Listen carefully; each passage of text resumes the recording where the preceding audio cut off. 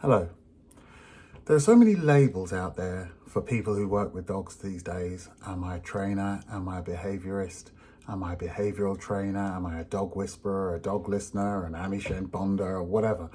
And I think it can be really confusing for owners when they want to appoint somebody. Do I need a trainer? Do I need a behaviourist? What do I need? And so a question I've often asked is what, if anything, is the difference between a trainer and a behaviourist?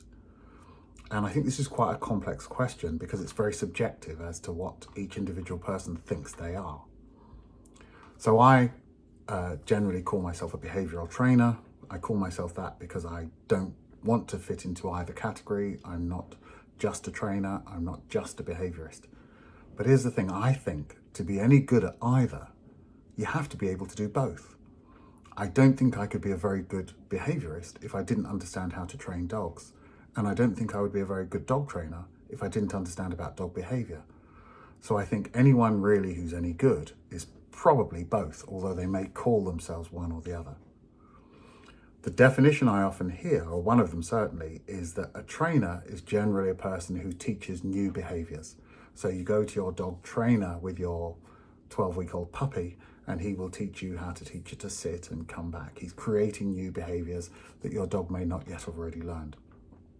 And that a dog behaviourist is someone who fixes problems once they've already established. So the dog who now doesn't recall or is aggressive or has a separation anxiety, that you would go to this person because their job is to fix problems. But you can argue that my puppy who doesn't sit has a problem and the dog trainer is going to fix it. So does that make him a behaviourist? And they say, well, no, because it's not a behavioural issue. Well, it kind of is, isn't he? If you're telling him to sit and he's going, don't want to do that. And you tried tapping his bum and pushing his bum down and offering him treats and luring him and he says, I still don't want to do that. Is that not a behavioural problem? So I think it's probably a lot more complicated than it need be. So it beggars the question whether or not we need all these different terms, because I think really we're probably doing them all. I've never really liked the term behaviourist, so I've never called myself a behaviourist, because often the perception with behaviourist is this is someone with a qualification. Now, let's be clear. There is no national standard for dog training or dog behaviour in the UK. So that means there is no actual real qualification other than a qualification given by some organisation to another organisation.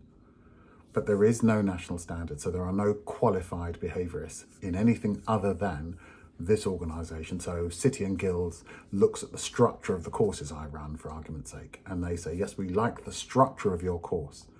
They're not behaviourists, so they can't qualify me as a behaviourist, but what they can qualify is my course. So therefore I can say I have an accredited course or a qualified course, but it's not a national qualification. So there are no behaviourists with national qualifications. So you can say then, I certainly say, there are no qualified dog behaviourists or qualified dog trainers other than within some tiny little sphere that they've chosen to be accredited by so that they can impress by saying that they're qualified. So I think these terms are really, really complicated, and it's whether or not the person can give you what you want.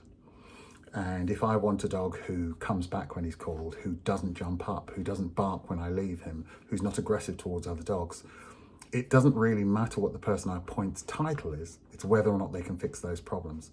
So don't assume that just because your dog has what are labelled as behavioural problems, that you can't find a perfectly good trainer who can fix that.